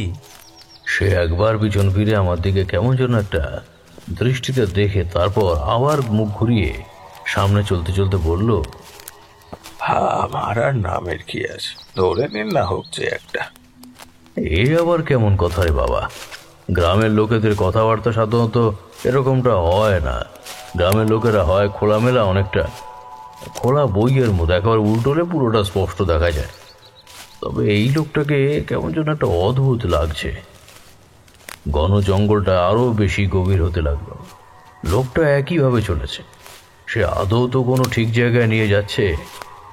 পাকপাখালির আওয়াজও কেমন যেন থমকে গেছে। লোকটা এবার থামলো। এখানটা বন জঙ্গল অনেকটা হালকা হয়ে এসেছে। সে গাছগাছালি ঝোপঝাড়গুলোতে হাত করে কিছুটা সরিয়ে দিয়ে বলল, বাবু মশাই, ওর উপরে একটা বড় সুন্দর জায়গা আছে, আপনি এগো। আমি কথা না বাড়িয়ে তাকে পাশ কাটিয়ে এগিয়েছি। দেখতে পেলাম একটা খোলা মাঠের মতো অনেকখানি জায়গা। আমি পায়ে পায়ে সামনে এগিয়ে গেলাম। কিছু একটা বলার জন্য পিছনে তাকাতেই যাব, এমন সময় পিছনে দেখি পিছনে কেউ নেই, কোথাও কেউ নেই। আমি আরও একবার পিছনে ওই গাছগাছালি জঙ্গলের মধ্যে ঢুকে লক্ষ্য করলাম, না, কেউ তো নেই এখানে, নেই কোনো মানুষের অস্তিত্বই। চারপাশটা সেই পূর্বের মতোই ভরাট, শুধু গাছের ঘন ঘন জংলি পাতায়। ব্যাপারটা কি হলো? লোকটা তো এখানেই ছিল, কর্পূরের মতো উবে গেল নাকি? মনে মনে কেমন যেন একটা সন্দেহ জাগলো আমার। তবে তখন বেশি মাথা ঘামালাম না। গ্রামের টাটকা সজাগ বাতাস মাথায় যেতেই মাথার জ্বরটা কেমন যেন ফুলে যেতে শুরু করেছে। আমি পায়ে পায়ে সামনের দিকে এগিয়ে গেলাম। এক প্রস্থ খোলা মাঠের মতো জমি, তাতে বিছানো সবুজ ঘাস। কিন্তু মাঠটা যেন হঠাৎই শেষ হয়ে গেছে মাটির উপরে কি আছে এটা জানার জন্য। আমি খানিকটা গিয়ে একেবারে শেষের দিকে এগিয়ে গেলাম, আর গিয়েই চমকে উঠলাম। ঘাসের রাশি যেখানে শেষ হয়েছে তার নিচেই একটা প্রচণ্ড খাদ। মুখ বাড়িয়ে একবার তাকিয়ে চমকে উঠলাম। এই যে ভয়ঙ্কর কাণ্ড! লোকটার কথা আবার মনে এলো। সে বলেছিল এই জায়গাটা বড়ই সুন্দর জায়গা, তবে এই জায়গাতে এসে বুকের মধ্যে কেমন যেন একটা অস্বস্তি ভাব ফুটে ওঠে সবার। কেন, তার উত্তর নেই। আমি ওপারের দিগন্ত বিস্তৃত সবুজের দিকে একবার তাকিয়ে রইলাম। নিচে গভীর খাদ, যে খাদে একবার তলিয়ে গেলে সামনের দিকে তাকিয়ে আছি। এমন সময় হলো কি জানি না, হঠাৎ করে পিছন থেকে একটা ধাক্কা খাওয়ার অনুভূতি পেলাম। আমি টাল সামলাতে না পেরে পড়েই যাচ্ছিলাম। হঠাৎ কারোরই একখানা শক্ত মুঠো আমার হাতখানা চেপে ধরে সজোরে পেছন দিকে টেনে নিয়ে আসলো। এই অবিশ্বাস্য ঝটকায় আমার প্রথম বিষয়টা কাটাতে কিছুটা সময় লাগলো। মাটিতে বসে পড়লাম, হাঁপাতে লাগলাম। এ কি হচ্ছে আমার সাথে হঠাৎ? এতক্ষণে আমার চোখে গেল ডাইনে সেই আমার উদ্ধারকর্তার দিকে, আর একে দেখেও প্রথমটা আমি বেশ বিস্মিত হলাম। একজন বেশ বয়স্ক লোক, লম্বা গড়ন, ঝাঁকড়া ঝাঁকড়া চুল, মুখখানা কালো। প্রথম দর্শনই ভয় পেতে হয়। আমার দিকে তাকিয়ে মিটিমিটি হাসছেন। কিরে, আর একটু হলেই তো তুই খাদে। আমার মনের ভেতরটা ফের আর একবার কেঁপে উঠল। তিনি আমার দিকে হাত বাড়িয়ে দিলেন এবং তার হাত ধরে উঠবার চেষ্টা করলাম। ধন্যবাদ আপনাকে। আপনি আজ যদি আমাকে না বাঁচাতেন তাহলে তো এতক্ষণে। কিন্তু তুই কে? এই গ্রামে নতুন মনে হচ্ছে। লোকটির কথা যেন কি একটা ছিল।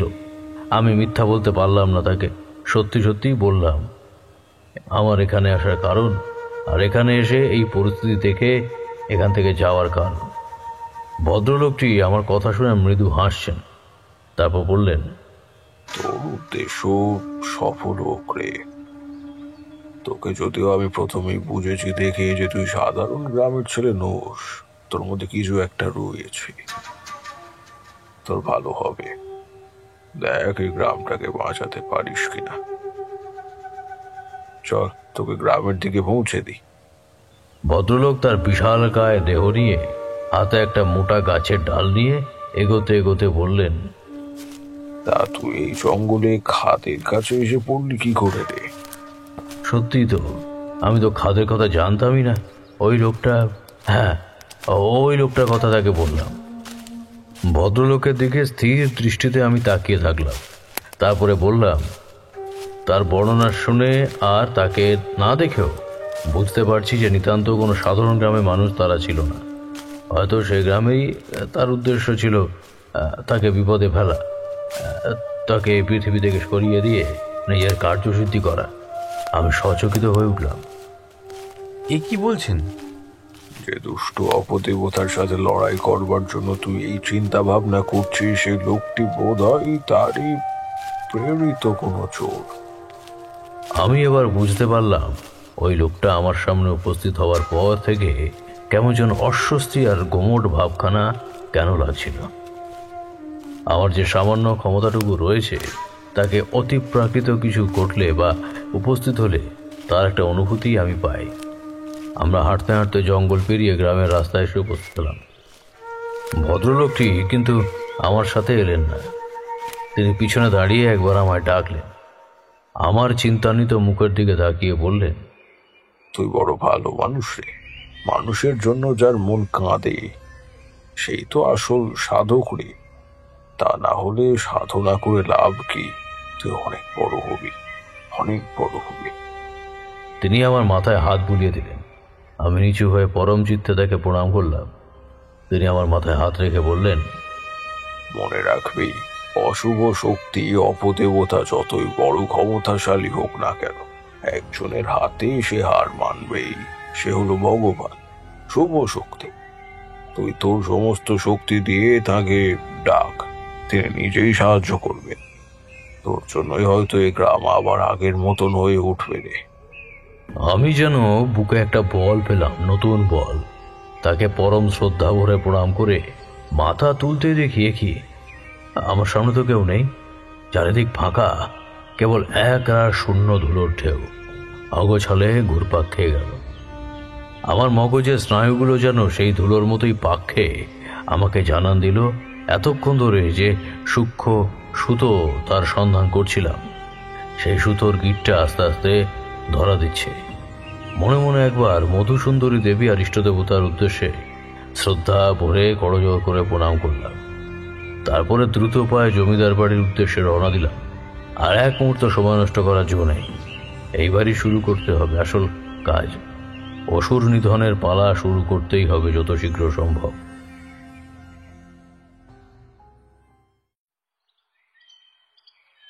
জমিদার মশাই খোলা বারান্দায় চিন্তিত মুখে পায়চারি করছিলেন। আমাকে হন্তদন্ত হয়ে আসতে দেখে তিনি সকৌতূহলে আমার দিকে এগিয়ে এলেন। বললেন, কি হলো ঠাকুর মশাই, এত হন্তদন্ত হয়ে আসছেন? কোনো বিপদ ঘটেছে? বিপদের আর ঘটার কি বাকি আছে? বিপদকে এখনই প্রশমিত না করতে পারলে এ আরো ভয়ঙ্কর রূপ নেবে। তখন তাকে ঠেকানো শুধু মুশকিলই নয়, অসম্ভব হয়ে উঠবে। তবে জমিদারকে কিছু বললাম না, উদ্বিগ্ন কণ্ঠে বললাম, জমিদার মশাই, মনে হয় এই গ্রামে যে ভয়ঙ্কর শক্তি এসে বাসা বেঁধেছে তার একটা শিকড়ের বুঝি খোঁজ আমি পেয়েছি।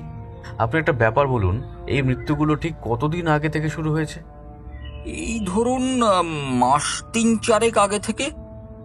আচ্ছা, 3-4 মাস। এবার বলুন তো, এই মৃত্যুগুলো হওয়ার ঠিক আগে এমন কোনো ঘটনা কি ঘটেছিল যেটা খুব শোরগোল ফেলেছিল? খুব ভালো করে ভেবে বলুন তো জমিদার মশাই। জমিদার মশাই খানিক শূন্য দৃষ্টিতে মাঠের দিকে তাকিয়ে কি যেন ভাবলেন, তারপরে বললেন, গ্রামেরই এক যুবক, তাকে গ্রাম থেকে তাড়িয়ে দেওয়া নিয়ে গ্রামে খুব একটা চাঞ্চল্য দেখা গিয়েছিল বটে। কি বললেন? তাড়িয়ে দেওয়া হয়েছিল কোনো যুবককে? কত বয়স হবে তার? পুরো ব্যাপারটা আমাকে একটু বলুন তো। যুবকটির নাম তারক। বেশ তার কত হবে, এই 25-26 বড় জোর। সে গ্রামেরই এক সুদখোর যাদব বেজের মেয়েকে ভালোবেসেছিল। তবে যাদব মেয়ের কথা জানতে পেরে ঘরের মধ্যেই মেয়েকে বন্দি করে রাখলো। তারক রাতের অন্ধকারে যাদবের মেয়েকে উদ্ধার করতে যায়, তাকে ঘর থেকে বার করে নিয়ে আসে। উদ্দেশ্য ছিল গ্রাম থেকে পালানো, কিন্তু পালানোর সময় হাতে নাতে পাকড়াও করে যাদব। উত্তম মধ্যম প্রহার করে সে তারককে। পরের দিন আমার দুয়ারে এসে হাজির হয় সকলে। মার খেয়ে তারকের অবস্থা তখন অত্যন্ত খারাপ। এদিকে যাদবও খেপিয়ে তুলেছে গ্রামের লোকেদের। এই তারককে গাঁ ছাড়া করতেই হবে। তারককে দেখে মনে মায়া হচ্ছিল, তবে নিরুপায় হয়ে গ্রাম ছেড়ে বাইরে বের হয়ে যাওয়ারই নিধান দিয়েছিলাম। বেরোবার সময় তার কান্নামাখা চোখ দুটো আমার দিকে তাকিয়ে সে বিদেয় নিয়েছিল। বুঝেছি জমিদার মশাই, আপনি অতি শীঘ্র তারকের বাড়িতে লোক পাঠান, খোঁজ নিন তারক গ্রামে ফিরে এসেছে কিনা। আগে তারক ফিরে এসেছে? কি বলছেন কি ঠাকুর মশাই? সে ফিরে এসেছে বটে, তবে কিভাবে সেটা জানা দরকার। সশরীরে অথবা কিভাবে মানে? জমিদার মশাই জিজ্ঞাসু দৃষ্টিতে তাকালেন আমার দিকে। মানেটা তাকে এখন বলার প্রয়োজন নেই, আগে নিশ্চিত হই। বললাম, সব বলবো আপনাকে পরে, আগে আপনি খবরটা নিন। জমিদার বাবু একজন আবদালিকে পাঠালেন তারকের বাড়ি। আমি স্নানের জন্য এগোলাম। স্নান করে শরীরটা সতেজ করা দরকার। যা ভেবেছিলাম তেমনটাই খবর পাওয়া গেল। তারক বাড়ি ফেরেনি। তার বাবা মায়ের কাছেও তারকের কোনো খবর নেই। প্রশ্ন মাখা নয়নে জমিদার মশাই আমার দিকে তাকিয়ে বললেন, আপনি কি ভাবছেন ঠাকুর মশাই? তারক তো ফেরেনি গ্রামে। ব্যাপারটা আমার বুঝতে আর বাকি নেই। সুতোগুলো আস্তে আস্তে জুড়ছে। জমিদার মশাই, তারক ফিরেছে এই গ্রামে। সে ফেরেনি তার বাবা মায়ের কাছে, তবে সে এই গ্রামেই ঘুরছে আর চালিয়ে যাচ্ছে তার ধ্বংসলীলা। মানে ঠাকুর মশাই, আপনি বলতে চাইছেন যে এই গ্রামের মৃত্যুগুলো সংঘটিত করছে তারক? জমিদার মশাই, তারক আর সেই তরুণ তারক নেই। সে এখন হয়ে উঠেছে নরপিশাচ, রক্তপিপাসু এক দানব। আপনারা গ্রামের লোকেরা তাড়িয়ে দেওয়ার পর সে একাকী চালিয়েছে তার সাধনা। তবে তার সাধনা মানুষের হিতের জন্য নয়, সে সাধনা করেছে শয়তানের ক্ষমতায় বলীয়ান হয়ে সে আবার ফিরে এসেছে। এই গ্রামে মিটাচ্ছে নিজের প্রতিশোধ স্পৃহা। যে গ্রামের মানুষ তাকে তাড়িয়ে দিয়েছিল গ্রামের এক মেয়েকে ভালোবাসার অপরাধে, সেই গ্রামের থেকে সে নিচ্ছে ভয়ঙ্কর প্রতিশোধ। মেতে উঠেছে রক্তের খেলায়। জমিদার মশাইয়ের মুখখানি ভয়ে সাদা দেখালো। অস্ফুট স্বরে কেবল বললেন, ঠাকুর মশাই, এই বিপদ থেকে রক্ষে পাওয়ার কি কোনো উপায় নেই? আছে জমিদার মশাই, আমি সেই চেষ্টাই করব। হয়তো আমার বয়স কম, দুনিয়াও দেখেছি কম, তবে আমার এই ক্ষমতাতেও একটা শেষ চেষ্টা আমি করবই। জমিদার মশাই, আর 3 দিন পরেই পূর্ণিমা। পঞ্জিকা মতে এই পূর্ণিমার আরও আলাদা গুণ আছে। এই দিনেই আমাদের এই শুভাগ্নি যজ্ঞের আয়োজন করতে হবে। আপনি এই যজ্ঞের প্রস্তুতি নিন কেমন? আর আমিও প্রস্তুত হই। কিছু উপকরণ আমার নিজেকে জোগাড় করতে হবে। জমিদার মশাই আমার কথায় যেন কিঞ্চিত ভরসা পেলেন। তিনি করজোড়ে আমাকে একবার নমস্কার করে বিদায় নিলেন। বলে গেলেন, আপনার কোনো অসুবিধে নেই ঠাকুর মশাই, আমি যজ্ঞের সমস্ত আয়োজন করছি। কিঞ্চিত আহারাদির পর আমি নিজের ঘরে দৌড় দিলাম। আমার সঙ্গের সদা সর্বদা থাকা কাপড়ের পুটুলিটা খুলে বার করলাম। এক বহুগুণী সাধকের থেকে পাওয়া ছেঁড়া পুঁথিখানি চোখ বুলিয়ে নিলাম। আর একবার রাতে অদ্ভুত একখানা স্বপ্ন দেখলাম। বীরভূমের শ্মশানের সেই পাগলি আমার দিকে মিটিমিটি চেয়ে হাসছে। আমি কেবল তার দিকে তাকিয়ে অঝোর নয়নে কাঁদছি। সে কিছু বলছে না, কেবল মিটিমিটি হাসছে। এমন সময় হঠাৎ আস্তে আস্তে তার মুখখানা পাল্টে যেতে লাগলো। আস্তে আস্তে শরীরটা, এই যে আজ সকালে আমাকে সাক্ষাৎ মৃত্যুর মুখ থেকে বাঁচানো সেই বৃদ্ধ, তার মুখ কোমল কিন্তু কঠোর, তিনিও হাসছেন মিটিমিটি। আমার ঘুমটা ভেঙে গেল। উঠে বসলাম বিছানায়। দেখি সকালের মিঠে রোদ খেলা করছে গোটা ঘর জুড়ে। মাঝের দুটো দিন কিভাবে যেন তাড়াহুড়োয় কেটে গেল। দেখলাম গোটা গ্রামেও একটা উত্তেজনার আবহাওয়া। সবাই অপেক্ষা করছে কোনো আশ্চর্যের। এই দুদিনে আমি প্রস্তুত হলাম মানসিকভাবে। যাই হয়ে যাক না কেন, আমি আমার সমস্তটুকু উজাড় করে দেব। এই সময় আমি যজ্ঞের জন্য প্রয়োজনীয় কিছু বিশেষ জিনিসপত্র, যেমন স্ত্রী কাকের একজোড়া পালক, বেজির লোম, কোনো পূর্ণবয়স্কা কন্যার মাথার 19টি চুল, রজস্বলা নারীর পায়ের বুড়ো আঙুলের নখ এবং আরও বেশ কিছু বিবিধ উপকরণ। উপস্থিত হলো যজ্ঞের দিন। শীতল জলে স্নান করে দেহ শুদ্ধ করে প্রস্তুত হলাম যজ্ঞের জন্য। সূর্য যখন পশ্চিম আকাশে ডুবু, তখন আমি হাজির হলাম যজ্ঞস্থলে। জমিদার বাড়ির সামনে বিশাল ফাঁকা মতো জায়গায়। আমার নির্দেশ মতো যজ্ঞের সমস্ত আয়োজন সঠিকভাবে রাখা ছিল আগে থেকেই। আগেই বলেছিলাম, সূর্য অস্ত যাওয়ার পর গ্রামের কোনো লোক কোনোভাবেই যেন বাইরে না বেরোয় যতক্ষণ না যজ্ঞের আগুন নেভে। জমিদার মশাই, নায়েব মশাই সমেত আরো বেশ কয়েকজন অদূরের বাড়ির ফটকের সামনে দাঁড়িয়েছিলেন। আমি বললাম, জমিদার মশাই, যাই হয়ে যাক না কেন, আপনারা এই চৌহদ্দির বাইরে বেরোবেন না। গৃহবন্ধন আগেই করে দিয়েছি। এখন আমি আপনাদের গাত্রবন্ধন করে পুজোস্থলে বসবো। আর হ্যাঁ, আপনারা প্রার্থনা করুন যেন সমস্ত অশুভ শক্তির বিনাশ হয় আজ। জমিদার মশাই মাথা নাড়লেন, তারপর হাত দুটি কপালে ঠেকিয়ে ইষ্টনাম জপ করলেন। আমি ওদের এবং নিজের গাত্রবন্ধন ও দেহবন্ধন করে যজ্ঞের কুণ্ডের সামনে এসে বসলাম। দিনের আলো নিভে এসেছে। আস্তে আস্তে চারিদিকে নেমে আসছে অন্ধকার।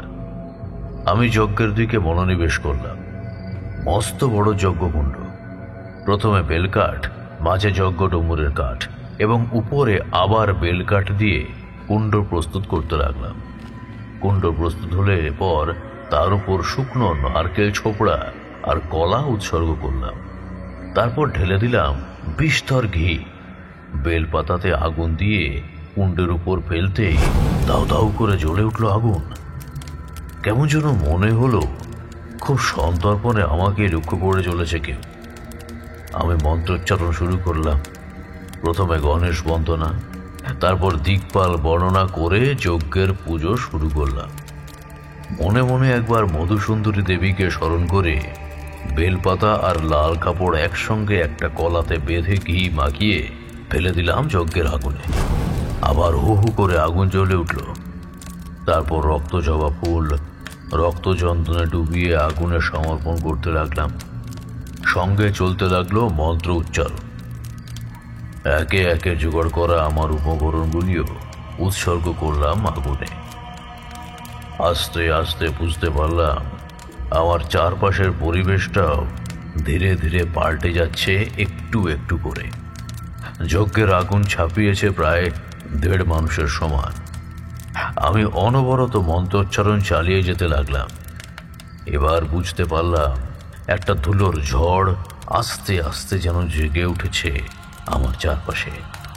আমি মনে মনে মৃদু হাসলাম। সে আসছে, আসুক। আজকে হয়ে যাক এসপার না হলে ওসপার। ধীরে ধীরে ধুলোর ঝড়টা বাড়তে লাগলো। আমি আরো জোরে মন্ত্রপাঠ করতে লাগলাম। রক্তজবার বেলপাতা পড়তে লাগলো কুণ্ডের আগুনে। আরো দাউ দাউ করে জ্বলে উঠল সেটা। ঝড়ের দাপট আরো বাড়তে লাগলো। বুঝতে বাকি রইল না কি প্রচন্ড শক্তিশালী তাপ ও শক্তির মুখোমুখি পড়েছি আমি। এলোমেলো ভাবে জ্বলতে থাকা আগুনের উপরে নজর এলো। উপস্থিত হয়েছে একজন, একটা কালো ছায়া, একজোড়া জ্বলন্ত চোখ, এক দৃষ্টিতে তাকিয়ে আছে। আমি একজোড়া কাকের পালক নিয়ে তাতে পরিয়ে দিলাম সিঁদুরের টিকা, তারপর ছুঁড়ে দিলাম আগুনে।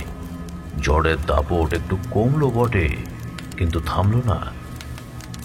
তবে এবারে আস্তে আস্তে সেই কালো ছায়া এগিয়ে আসতে লাগলো কুণ্ডের দিকে। খানিকটা আসার পর ওর মুখটা নজরে এলো। হ্যাঁ, সেই লোকটাই যে সেদিন আমাকে পথ দেখিয়ে নিয়ে গেছিল খাদের দিকে। মুখ চোখ বিকৃত, দু চোখ ধকধক করে জ্বলছে। প্রচন্ড ক্রোধে তার মুখ দিয়ে বেরিয়ে আসছে ঘন ঘন শ্বাস। আমি পিছনে ফিরে তাকালাম। জমিদার মশাই সমেত বাকিরা একই সঙ্গে ভীত এবং চমকিত। ফ্যাল ফ্যাল করে তাকিয়ে রয়েছেন নররূপী পিশাচটার দিকে। এই কি সেই তারক? আমি চেঁচিয়ে জিজ্ঞাসা করলাম। আগে হ্যাঁ ঠাকুর মশাই, এই তো তারক। নিশ্চিত হওয়া গেল। আমার মন্ত্র বলে সে আর এগোতে পারছে না। চেষ্টা করছে কিন্তু পারছে না, রাগে ফুঁসছে। তারকের গলা ভেসে উঠল। কি ভেবেছিস ভূত, আমাকে আটকাতে পারবি? এই পৃথিবীর কেউ নেই যে আমাকে আটকে রাখতে পারবে। আমিও এবার বলে উঠলাম। শোন রে তারক, তুই যে পাপ করেছিস সেই পাপই তোকে ধ্বংস করে দেবে, তোর নিস্তার নেই। অট্ট হাসিতে ফেটে পড়ল সে। তার হাসিতে ঝনঝন করে উঠল চতুর্দিক। কে শাস্তি দেবে আমায়? তুই পারবি না, কেউ পারবে না। তুই মরবি আগে, তারপর গোটা গ্রাম ধ্বংস হবে। যেভাবে আমাকে গ্রাম ছাড়া করা হয়েছিল তেমন এখানকার সব লোককেই লোক ছাড়া করে, তবে আমি শান্তি পাবো। বলে সে পা দিয়ে প্রচন্ড একটা চাপড় মারল মাটিতে। কেঁপে উঠল ভূমি। আমি দ্রুত আহুতি দিতে লাগলাম। এক মুঠো ধুনো ফেলে দিলাম আগুনে। গনগন করে আবার উচ্চস্বরে জ্বলে উঠল সেটা। এই প্রচন্ড শক্তিকে কতক্ষণ আটকে রাখবো সেটা আমি জানি না। মাটি কাঁপছে প্রবলভাবে, সেই সাথে আরো বেড়ে উঠছে সেই ধুলোর ঝড়। আমার যোগ্য স্থানকে বেষ্টন করে চক্রাকারে ঘুরে চলেছে। আমাকে স্পর্শ করার আপ্রাণ চেষ্টা চালাচ্ছে। পারছে না বটে, কিন্তু কতক্ষণ একে ঠেকিয়ে রাখবো? যজ্ঞের আগুনও কি দমে আসছে? আমার আবার ভয় করতে লাগলো। আমি কাঁসার পাত্র থেকে ঘি নিয়ে ছিটিয়ে দিলাম আগুনে। পিশাচরূপী তারক আমার দিকে এগিয়ে ব্যঙ্গের হাসি হাসল। পারবি না পুরো, আমায় ঠেকাতে তুই পারবি না। মন্ত্রোচ্চারণ সমানে চালিয়ে যাচ্ছি, কিন্তু মনে হলো আস্তে আস্তে যেন আমার শক্তি কমে আসছে। গলা বুঝে আসতে চাইছে। প্রত্যেকে একটা বড় ইটের টুকরো আমার কান ঘেঁষে বেরিয়ে গেল একটুর জন্য। বুঝলে তোমরা, ঠিক এই সময় আমি এই তারানাথ জ্যোতির্বিনোদ তারও ভয় করতে লাগলো। না, মৃত্যুর ভয় আমি পাই না। ভয় হচ্ছিল ব্যর্থতার, হেরে যাওয়ার। মাথায় এসে দেখা দিচ্ছিল মা বাবার মুখখানা। পিশাচটা তখন আবার অট্ট হাসিতে মেতে উঠেছে। আমার শরীরটা যেন নিস্তেজ হয়ে যাচ্ছে, চোখখানা বুঝে আসতে চাইছে। এমন সময় ঘাড়ের উপর একটা গরম নিঃশ্বাস পড়ার অনুভূতি পেলাম। কে যেন উপস্থিত হয়েছে আমার পিছনে। ঘাড় ঘুরিয়ে একবার তাকানোরও ক্ষমতা নেই যেন আমার। এবার সেই মূর্তিমান নিজেই আবির্ভাব হলেন আমার সামনে। কিন্তু এ কি? এই যে সেই বৃদ্ধ, সেই ঝাঁকড়া চুল, সেই একরকম দু হাতে লোহার বালা পরিহিত, বাঁ হাতে সেই মোটা গাছের ডাল বাগানো। আমার দিকে ফিরে একবার হাসলেন, তারপর প্রবল আক্রোশে এগিয়ে গেলেন সেই পিশাচের দিকে। এত জারিজুরি যে শয়তানের, সে আবার গুটিয়ে যেতে লাগলো। ধুলোর ঝড় আস্তে আস্তে কমে আসছে, কিন্তু কেমন যেন একটা কুয়াশার চাদরে ঢেকে আসছে তাকে ঘিরে। বৃদ্ধ এবার হাজির হয়েছে তারকের সামনে। দুষ্ট পিশাচ, তোর সাহস কি করে হলো আমার এই গ্রামের নিরপরাধ মানুষগুলোকে খুন করার? কথা শুনেই রাগে ফুঁসে উঠল তারক রূপী পিশাচ। সে প্রবল আক্রোশে ছুটে গেল বৃদ্ধের দিকে। ধরতে চাইল বৃদ্ধের শরীর, কিন্তু কি আশ্চর্য, সে পারল না। বরঞ্চ বৃদ্ধ তার হাতে ধরা লাঠিটা দিয়ে প্রচন্ড জোরে প্রহার করলো তারকের উপর। ব্যথায় কুঁকিয়ে উঠে দূরে সরে গেল তারক। এ কি ঘটছে? সে আবার উঠে পুনরায় ছুটল বৃদ্ধের পানে। কিন্তু না, এবারেও ব্যর্থ হলো সে। তিনি তার গলা ধরে আছাড় মারলেন মাটিতে। এত যে শক্তিশালী অপশক্তি, এই বৃদ্ধের কাছে তার সমস্ত ঝাড়িঝুড়ি শেষ। শ্রদ্ধা আর ভক্তিতে আমার হাত দুটো করজোড়ের ভঙ্গিতে উঠে এল। আমার চোখ যেন সম্পূর্ণভাবে বুঝে আসতে চাইছে। তাও সেই হাত বোঝা চোখে দেখতে পেলাম বৃদ্ধটি তারকের চুলের মুঠি ধরে অগ্রসর হচ্ছে যজ্ঞের আগুনের দিকে। এগিয়ে আসছে ওরা। কুয়াশার চাদর আস্তে আস্তে গ্রাস করে ফেলছে চারিদিক। আমার চোখটা যেন বুঝে আসছে, চারিদিক যেন নিভে আসছে আস্তে আস্তে।